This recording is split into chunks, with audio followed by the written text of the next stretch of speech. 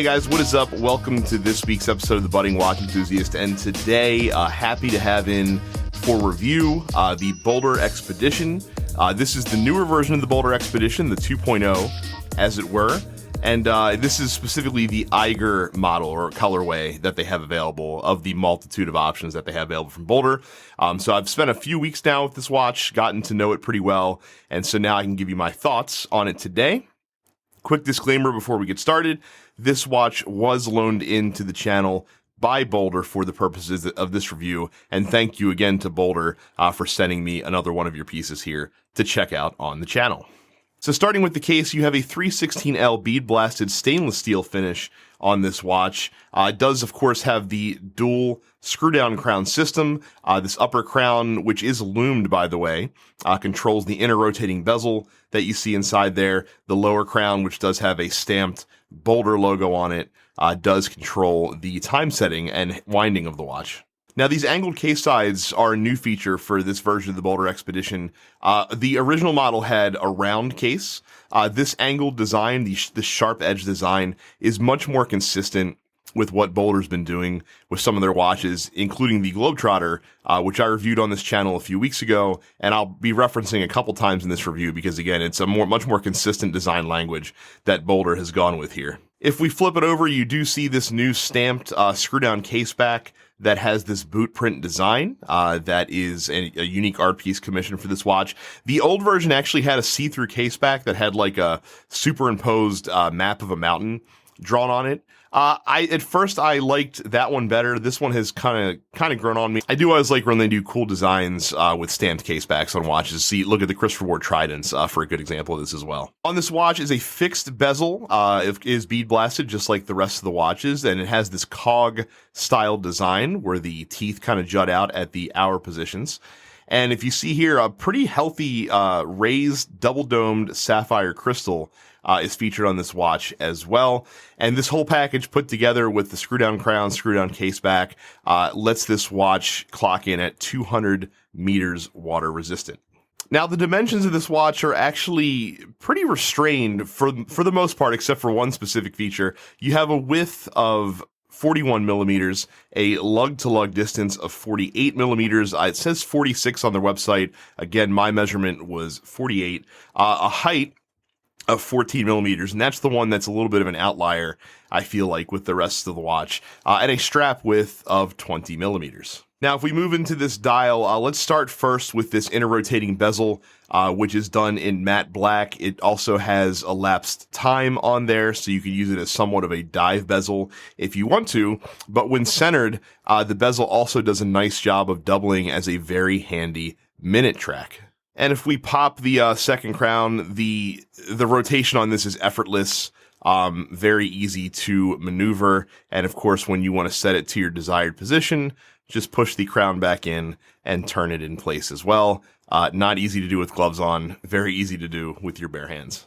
Now, on the Eiger model, you do have this white matte dial that is fully lubed. You guys will see some lume shots as we go through the rest of the review here. The entire dial is loomed with BGW9 Super Luminova. Before we actually get to the formal lume shots, I'll hit it with the UV light here so you guys can sort of see what it looks like loomed up. Of course, the numerals on the bezel are also loomed, as are the hands. Now, the markers on this dial, they're actually applied. I did not think that they were, but according to the Boldr website, they use 3D printed black applied indices. You see at the different hour positions there. They also decided to go with just the even numbered numerals printed on this watch. And then to contrast that, in the odd numbered spots, next to the markers that they have laid in, you can see that they have the odd numbered 24-hour markers, which I think is a pretty handy thing and something I'll talk about when we actually get to the review of the watch. The hands are also very interesting as well. You have these custom hands. I'll refer to them as A-style hands because that's what they look like to me, is big elongated A's for the hour and minute. The second hand, you have what is, I think, kind of a Boldr trademark at this point, that rectangular lollipop seconds hand with that hint of orange. Of course, you guys can see the Boldr logo and branding at the 12 o'clock position on the watch, and then at the 6 o'clock position, you have the text showing off the different features, and of course the model name, the Expedition. And that's topped off with a black framed date window there at 4 o'clock with a matching white background. Powering this watch is a family of movements that I featured several times in this channel, and that is the Sellita SW200-1.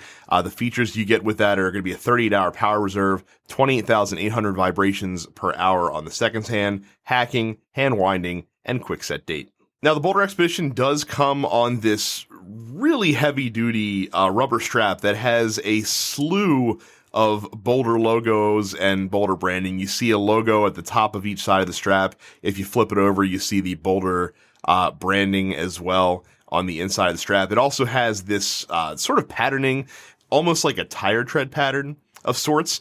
And I think the patterning does at least match really well with the design that they went with on the stamped caseback. It does have these thick rubber keepers. They actually have a little ingenious thing, and I'll try to get a little closer so you guys can see it. These little teeth on the top of the strap so that it'll hold that first keeper in place. So it's almost like a fixed keeper, but it's something that you can adjust if need be. And for me, since I have very little tail on this strap because it's pretty much at the extreme length that I can wear, I would actually take off one of these keepers and just set the other one at that fixed position because that would work fine for me. And you also have a bead blasted steel buckle with the Boldr logo that matches the rest of the aesthetic of the watch as well. And here's what the Boldr Expedition looks like on my 8-inch wrist. Now, I really enjoy how this watch is proportioned. It doesn't appear too large, even with that 14mm height, which is probably going to be the most divisive feature with this watch as far as proportions go. Using the short lugs gives even this 48mm lug length the illusion of being a little bit shorter than it actually is. Having the crown slightly recessed and using the kind of double barrel Boldr design that they've used on some of their other watches also give a bit of an illusion of the crowns not quite jutting out as far. The rubber strap does hug your wrists nicely, but I have some other opinions on that we'll get to when we dive into the review here in just a second. So the first thing that I will say about this Boldr Expedition is I really like Boldr's use of colors with this watch. Pardon the pun, but this black on white Eiger model is probably the most bold colorway that's featured in this watch. But you still have these nice, very subtle little bits of color with the seconds hand. You can also see it here on that chapter ring, just the little, color dots at the hour markers. And then of course on the bezel turning crown, it's just the right amount of color to complement this monochromatic style for the Eiger model especially, but it's probably true of all the other colorways also. And the other benefit of this specific aesthetic with this Eiger model in general is that you can dress this with pretty much any NATO strap or any other type of straps that you want to. You can really go to town with any strap that you want to because the design of the watch, because the aesthetic of the watch is so understated, you can really liven it up with the shoes that you decide to put it on. Now, I've never handled the first version of the Boldr Expedition, but going with the more angular case sides, not only is more consistent with Boldr's design language that they're using right now, but I think it gives the watch a lot more personality and it makes it a lot more comfortable to wear. And again, part of that is because you have these crowns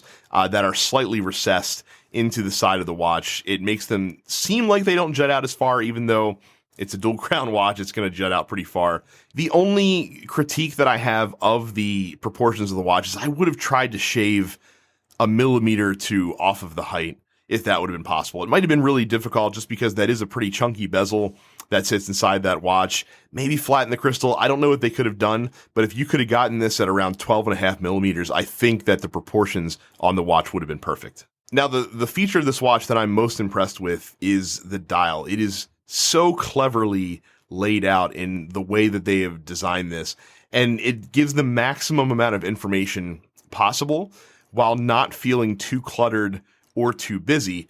Hamilton would do really well to pay attention to what Boldr is doing with their dials, and with this watch in particular, when it comes to laying out their different field watches. I think that the Expedition is a fantastic example of sometimes less being more, and sometimes the numerals that you don't put on the watch and the features that you don't put on the watch being just as important as the ones you do. And something else the Expedition does well, and I also mentioned this in my review of the Globetrotter, the bezel does a great job of conveying the information you need when you need it, but kind of disappearing to your eye when you don't need it. It's very easy just to focus in on the center part of the dial.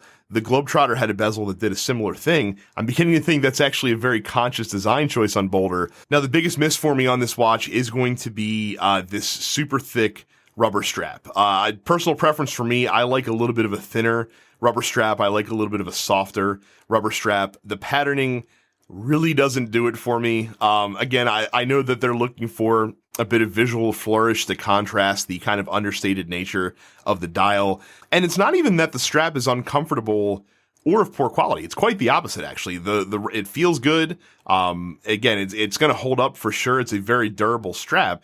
But I think that this would have been amazing if they would have actually gone with the fitted rubber strap, kind of similar to what they did on the Globetrotter that sits right up to the case, because you have the perfect case design for such a thing. And I think it would have been that much more comfortable. Maybe they could have gone a little bit thinner as well. I don't know. But yeah, the rubber strap's the biggest miss for me. I wore this thing on the strap for 2 days, and I couldn't wait to take it off and throw it on a NATO for the rest of my time with it. So as of the release of this video, you can still pre-order this watch from Boldr for $499. Now, the pre-order ends in a little more than a week away, as I'm releasing this video. So if you're watching it well after the fact, I'm sure the pre-order is well over. After the pre-order period ends, the watch is going to be $599. And if you don't like the Eiger model, there are several different colorways available for this watch as well that you can all see on their website. And I have to say, as far as value for money goes, it's a great value at $599. It's a borderline steal of a watch at $499. The build quality on this watch is apparent as soon as you get it in your hand. Boldr knows what they're doing in terms of building a really robust, really durable watch. And it doesn't convey itself as well online, I don't think, because I wasn't certainly a believer until I started to get their watches in. But again, this thing is built like a tank. It seems like it can hold up to any abuse that you throw up against it. So all in all, I think this new Expedition is another great success from Boldr. Definitely a worthy upgrade from the original model. And this is a really compelling option in the $500 field watch range, especially if you're looking for a watch design that's a little bit off the beaten path, that's a little bit different from most of the field watches that you see out there. This is another watch from Boldr that is begging you to take it on a journey. It's begging you to go take it on an adventure. It's begging to get beat up a little bit. It's begging to kind of be exposed to the elements. And it's weird. It's so funny how some watches can just kind of raise that spirit in us and kind of raise that feeling in us. It's kind of the same feeling that I get when I look at my Hamilton khaki field. I feel that same kind of adventuring sense when I look at that watch as well. And for me, I think that feeling is something that I need to kind of sense for a field watch to truly be considered a field watch in my eyes. And so with this new Expedition, I think Boldr's really cemented their aesthetic. They've really cemented this new design language that they're using, but they're still continuing to deliver the quality that, again, as soon as you feel this watch, you know it's an awesome tool. So Boldr Expedition, it's fantastic. If you can pick this one up while it's still on pre-order, if it's something that you're interested in, I would highly, highly recommend it. Again, I continue to be impressed by what Boldr is bringing to the table, and I will continue to look forward to see what they have coming down the pipe. So once again, big thanks to Boldr for lending this watch into the channel, giving me a chance to review it. If you guys liked this video, hit the thumb button down below. If you loved it, click the red subscribe button and ring the bell icon. Thank you all very much for watching, and I will see you guys the next time.